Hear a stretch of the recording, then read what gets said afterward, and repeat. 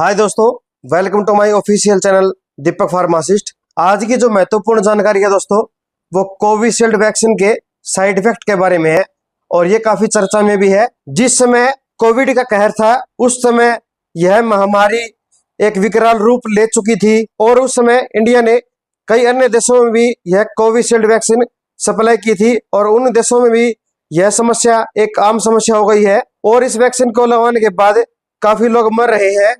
और जिस कंपनी ने यह वैक्सीन बनाई थी वो एस्ट्राजेनिका कंपनी है और उसने यह माना है कि इस वैक्सीन के साइड इफेक्ट खतरनाक देखने को मिल रहे हैं।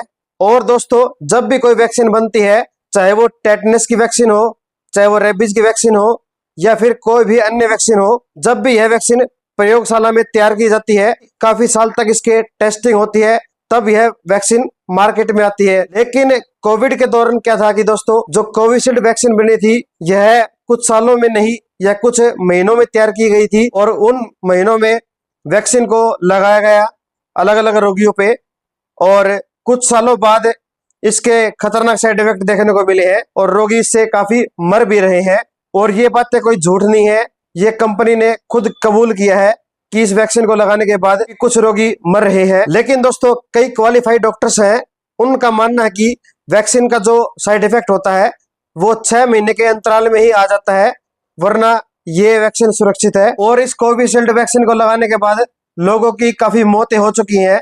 और दोस्तों, अभी तक कोविशील्ड वैक्सीन का जो साइड इफेक्ट है वो 10,000 लोगों में से 13 लोगों को साइड इफेक्ट देखने को मिले हैं और उन 13 में से एक की मृत्यु निश्चित होती है, ये कंपनी का दावा है। और इस समस्या में TTS के सिम्टम आ रहे हैं और इसकी फुल फॉर्म है वो थ्रोम्बोसिस थ्रोम्बोसाइटोपेनिया सिंड्रोम। और इस समस्या में रोगी की नसों में क्लॉट जमना स्टार्ट हो जाता है, जिसकी वजह से ब्रेन हेमरेज है या फिर हार्ट अटैक है या फिर RBC या फिर WBC या फिर प्लेटलेट्स की कमी हो जाती है। लेकिन दोस्तों, प्रधानमंत्री नरेंद्र मोदी जी का मानना था कि यह वैक्सीन 100% सुरक्षित है और लोग प्रधानमंत्री नरेंद्र मोदी जी की बात पर संतुष्ट थे और उन्होंने यह वैक्सीन को लगवाया भी था। एक बार नहीं, 2 बार नहीं, 3 बार इस वैक्सीन को लगवाया गया था। और अब प्रधानमंत्री नरेंद्र मोदी जी को इस समस्या के चलते ठोस कदम उठाने चाहिए, मेरा यह मानना है। हमें पूरा विश्वास था कि हमारे वैज्ञानिक बहुत ही कम समय में वैक्सीन बनाने में सफलता हासिल कर लेंगे।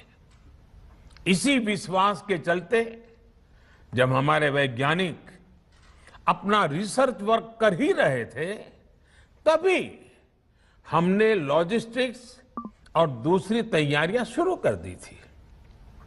आप सब भली भांति जानते हैं कि पिछले साल यानी 1 साल पहले, पिछले साल अप्रैल में जब कोरोना के कुछ ही हजार केस थे, उसी समय वैक्सीन टास्क फोर्स का गठन कर दिया गया था।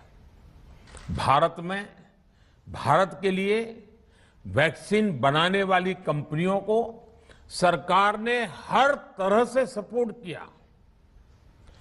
वैक्सीन निर्माताओं को क्लिनिकल ट्रायल में मदद की गई, रिसर्च और डेवलपमेंट के लिए जरूरी फंड दिया गया।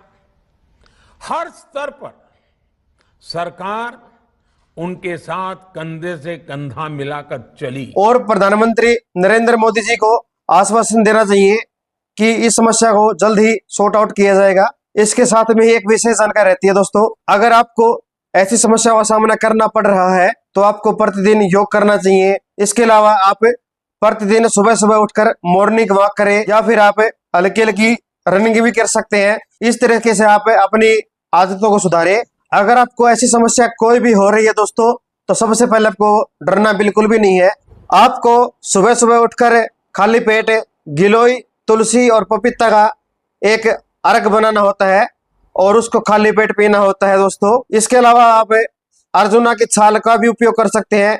अर्जुना की छाल को आपको उबालना होता है और उसका काढ़ा आप सुबह शाम पिए तो आपको एक पॉजिटिव रिस्पॉन्स देखने को मिलेगा। अगर इसके अलावा भी आपको कोई जानकारी चाहिए मेरे द्वारा तो आप हमें कमेंट सेक्शन में कमेंट भी कर सकते हैं, मैं उसका रिप्लाई जरूर करूंगा। अधिक जानकारी के लिए या फिर आप हमसे जुड़ने के लिए चैनल को सब्सक्राइब करें और इंस्टा को भी फॉलो करें। मैं मिलता हूँ नेक्स्ट वीडियो में। Thank you so much.